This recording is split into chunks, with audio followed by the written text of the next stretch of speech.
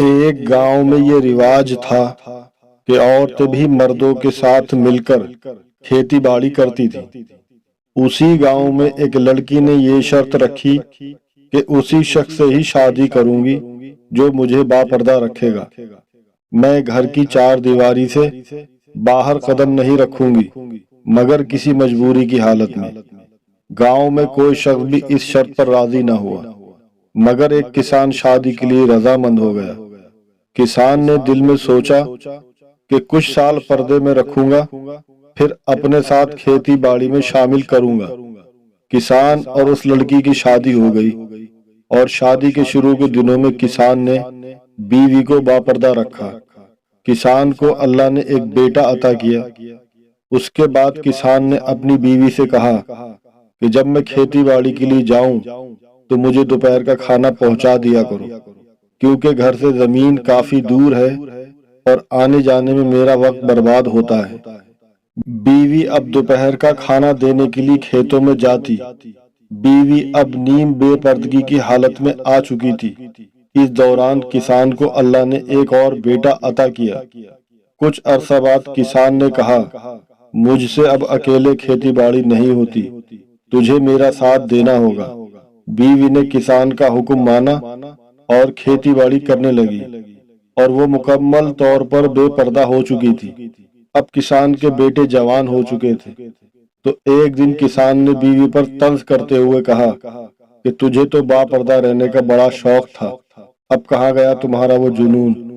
پچھلے 25 سال سے تم بے پردگی کی زندگی گزار رہی ہو، کیا فرق ہے پردے اور بے پردگی میں؟ زندگی تو اب بھی ویسی کی ویسے ہی گزر رہی ہے۔ بیوی نے کہا، آؤ میں تجھے پردے اور بے پردگی میں فرق سمجھاتی ہوں۔ اس نے کسان کو ایک کمرے میں بند کیا اور کہا، کھڑکی سے دیکھتے رہنا مگر باہر مت آنا۔ بیوی نے اپنے سر کے بال کھول دیے اور رونا پیٹنا شروع کر دیا۔ بڑا بیٹا گھر میں داخل ہوا تو بولا، آپ کیوں رو رہی ہیں؟ اس نے کہا، تمہارے باپ نے مجھے بہت مارا ہے۔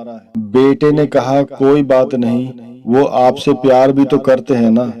جب دوسرا بیٹا گھر میں داخل ہوا تو اس کی ماں نے دوبارہ وہی ڈرامہ شروع کر دیا۔ دوسرے بیٹے کو غصہ آیا اور اس نے کہا، کہاں ہے ابو؟ میں ابو سے بات کروں گا، ان کی جرات کیسے ہوئی آپ کو مارنے کی؟ کسان کھڑکی سے سب کچھ دیکھ رہا تھا۔ اب کسان کا تیسرا بیٹا گھر میں داخل ہوا تو کہا، کیا ہوا آپ کو؟ اس نے کہا، تمہارے باپ نے مجھے بہت مارا ہے۔ تیسرے بیٹے نے ایک ڈنڈا اٹھایا اور کسان کو گندی گندی گالیاں دے کر ڈھونڈنے لگا۔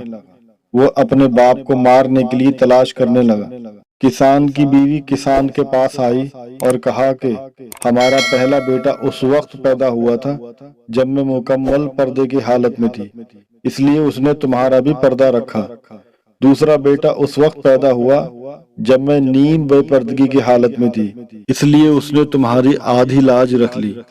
تیسرا بیٹا اس وقت پیدا ہوا جب تم نے مجھے مکمل طور پر بے پردہ کر دیا تھا، اس لیے اس نے بھی آج تمہاری عزت کے پردے کو چاک کرنے کا فیصلہ کر لیا تھا۔ عورت کا پردہ ایک فطری تقاضا ہے جس کو پورا کرنا عورت کے لیے بہت ضروری ہے۔ پردہ کرنے سے عورت کی عزت اور وقار میں اضافہ ہی ہوتا ہے۔ عورت کے پردہ کرنے کے حکم میں اللہ تعالیٰ کی کئی حکمتیں پوشیدہ ہیں جن کو انسان نہیں سمجھ سکتا۔